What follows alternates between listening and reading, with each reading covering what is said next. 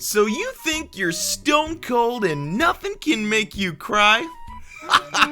Well, I promise, when I'm done with you, you will be drowning in tears. The anime today will be about this beautiful girl, Violet.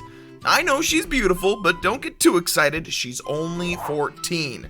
Violet was brought to Leiden as a kid and became a major Gilbert Bougainvillea's follower ever since. She joined the army and man, she was a badass. She was like this killing machine that will obey Major Gilbert's orders no matter what. They were ambushed one day, and Major Gilbert lost his right eye. He told Violet to escape, but she would rather die and not leave Major Gilbert behind. Bombs and shit were flying, so Violet lost not one, but both her arms, and Major Gilbert dies anyway. So get ready, folks, for the story that will make you dry from pouring tears. Violet wakes up in a hospital and found that her arms were replaced with prosthetic ones. She meets with Colonel Claudia Hodgins, who was a friend of Major Gilbert, and he tells Violet that the war has ended, but there seemed to be something he wasn't able to say. Yes, I mean, how can he tell her that the guy she devoted her life and lost both her arms for is dead? I mean, that's a tough one. Claudia takes Violet to meet with the Evergarden family to be adopted by them. Violet can't seem to adjust to the normal and boring life of the Evergarden family. Claudia decides to show Violet his business, the postal company, which acts like a private mail and ghostwriting service and hires her as a postal worker. I know she lived tough years through the war and how dedicated she is, but seeing her work like this, I mean, she was exactly like a machine. No, I mean, like a doll. I mean, you'll get what I said in just a second. Violet sees a girl typing a letter for a man. He wants to show the woman he loves her and how much he cares for her. Sorry, sir, but I don't think a letter's gonna do you any good.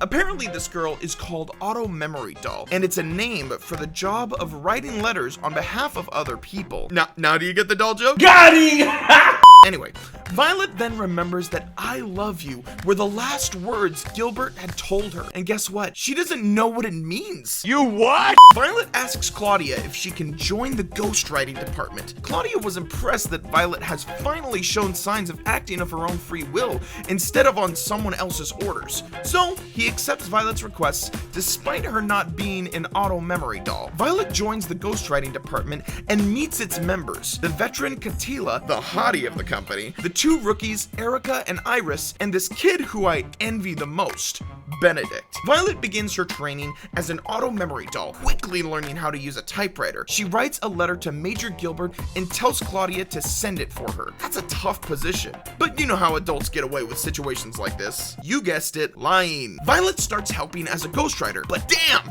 she was incapable of understanding simple emotions and putting the other dolls in tough situations. This customer shows up wanting to write a letter to a guy who she doesn't like, but is rich, so she may consider it. Pranked, baby! Yeah! The customer asks for Catalia, but she wants out, so Violet volunteered to write the letter instead, which from the look on Erica's face will be a complete disaster. But who knows, she may surprise us. The customer came furiously about the letter a few days later. She put that lady in a big trouble. Iris asks Claudia to fire Violet, but Erica comes to her defense after Violet told her why she wants to work as a doll, and it's to find what the meaning of "I love you" is. Erica was touched, but so was any girl that hears that. So, women. Claudia gives Violet a new uniform, which makes her even cuter, along with a brooch that Gilbert had given to her before he dies. Apparently, Claudia was looking for it day and night, and he bought it with a lot of money. Man, how did this dirt get in my eye? Violet attends the auto memory doll training school in order to become a true doll, and man, she was killing it. She was getting all A's and stuff, but you can guess the problem that she faced, which is writing an actual letter. And Violet being unable to understand emotions, I mean, she failed the class. She befriends Lucalia, who successfully passed the class. She starts telling Violet about her brother and how he fought at war, but is now a drunken cripple who blames himself for the death of his parents. Lucalia wants to tell her brother about how she truly feels, but is unable to, so Violet comes to the rescue. Violet is touched by Lucalia's story and decides to write a letter for her brother on her behalf. But my oh my, it worked! Violet actually wrote a heart-to-heart emotion-conveying letter, and upon seeing the letter, instructor Rotathon allows Violet to graduate, and Lucalia helps her elder brother to the top of the bell tower to enjoy the view as they used to as children. Iris receives a ghostwriting request from her hometown asking for her personally, which is a huge deal for her at first. She accidentally injures her hand and is forced to take Violet with her. Imagine the look on Iris's face when she knew that no customer wants her to write. Violet is asked to write the invitations, but Iris specifically asks her not to send an invitation to a guy named Emon. But Violet sends it anyway. Psych! That's the wrong number! And when Emon shows in her party, she ran angry like a little girl. Iris tells Violet that Emon was her childhood friend and her first crush, but he rejected her.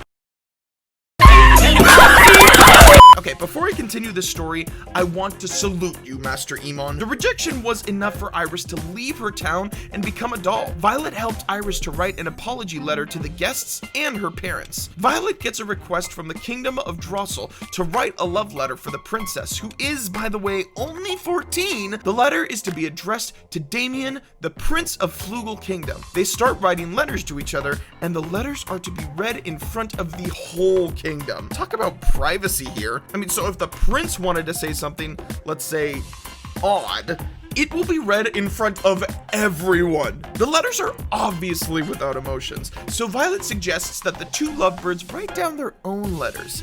So she made an arrangement with Damien's doll, who is Catalea, by the way, and it worked. Things were heated in the beginning, but little by little, passion started to appear between the two. The wedding goes as planned, and upon returning, Violet meets with Gilbert's brother Dietfried, who obviously, from the looks in his eyes, hates her, because apparently she killed many of his men before she became Gilbert's follower, and he also blames her for his brother's death. So not halal mode. Violet, along with a number of other dolls, are brought to an observatory in order to help the scholars make copies of a number of rare books, which was the perfect job for Violet, with no emotions, just typing. Violet is paired with this wimp, Leon. He hates her in the beginning, but is impressed with her work. He invites her to see a comet that appears like once every 200 years. And come on, Leon.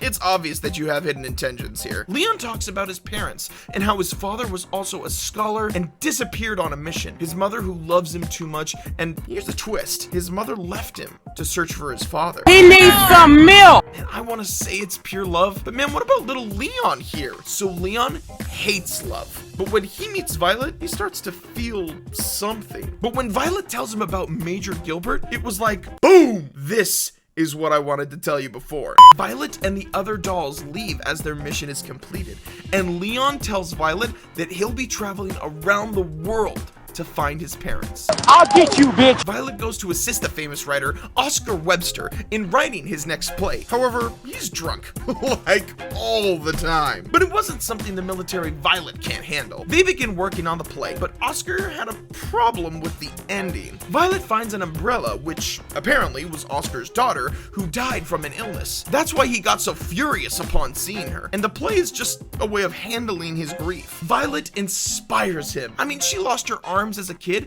and is now searching for the meaning of love. If that doesn't affect you, I'm sorry, sir. You are a douchebag. Oscar is able to finish his play with the help of Violet, and you can tell it was a hit. Upon returning to Leiden, Violet meets with Mrs. Evergarden, who tells her that Major Gilbert is dead. Way to go, lady. Claudia was suffering on how to tell Violet about Major Gilbert, and poof, you just dropped the bomb. Violet confronts Claudia, and he admits that after the final mission, Gilbert's body was not found, so the army presumed him to be dead. Violet is still in denial about Gilbert's death, so she went to his asshole big brother Dietfried, and he places the final letters and confirms it. Gilbert is dead, yet in denial because the man she devoted her life to is simply Gone, she goes to his family's house and finds a grave marker with his name. Man, I don't know this, Gilbert, but seeing this sweet Violet like this is, I mean, it's just heartbreaking. Violet drowns in the memories of her past about Major Gilbert. When he named her, when he gave her the brooch, and when he sacrificed his life for her. Violet returns to the battle site to search for Gilbert. Claudia then arrives and tells her that Gilbert entrusted her to him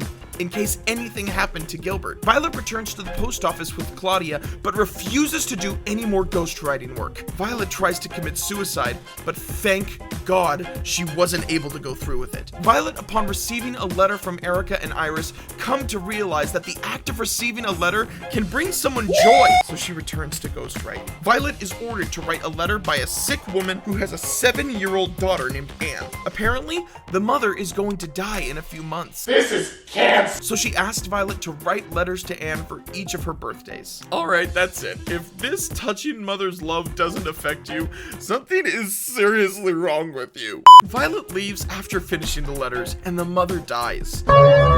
Violet returns to the post office and tells her coworkers that Anne's letters are to be delivered for 50 years into the future. And the surprise, Violet starts to cry, feeling sorry for Anne, who will be all alone. Seeing little Anne receive letters each birthday from her mother and grows up to be a beautiful lady and starts a family, I can only watch one episode of this anime a day. The postal company receives a request for a doll from the neighboring country of Trigau. The country is in a state of civil war. The request is from a soldier fighting on the front lines, but due to the danger, Claudia refuses the request, but our dear Violet overhears and goes to the war zone by herself. In the front lines, just as Aiden Field, who is the customer, was just about to be killed by the enemy, the badass Violet comes down from a plane like an angel and saves him. While taking his last breaths, he tells Violet what to write in his letters, one to his parents and one to his childhood friend, whom he never kissed. Who was the person that wrote the novel thinking, what, just make stories that'll make people cry? I mean, he shouldn't play with our emotions like that. Aiden dies, but Violet successfully delivers the messages, and I know she may look like a doll, but man, she has the sweetest heart. Sim. Dietfried is ordered to protect a special emissary accompanied by Kathleen and Benedict to write the peace letters. While Violet is flying back, she sees Kathleen on a train and she gets down and insists to go with her for extra protection. Dietfried, of course, is not a fan of Violet as he blames her for his brother's death. Violet tries to defeat the enemies who infiltrated the train, but fails because she made an oath not to kill anymore. She's saved by Dietfried, but suddenly this guy shows up with a bomb launcher. That's right, a bomb launcher in a moving train. Nothing can go wrong there. But Violet is able to defend against the missile with her metal arms. Even with losing one arm, Violet protects Dietfried with her body. The train approaches the bridge, which was booby-trapped, but Violet, with the help of Benedict, they were able to remove the bombs. The thing that surprised me the most, this guy Benedict is wearing high heels. Man, I didn't see it till now, and his personality doesn't show anything weird, so this was a big mystery for me. The peace treaty ended the war. Upon returning to Leiden, a popular event called the Air Show, where planes are loaded with letters written by everyone, are released into the sky to rain down all over the country. And the show ends with Violet's letter and the long-gone Major Gilbert. So any tears left? If so, check yourself. Your tear canal could be blocked or something.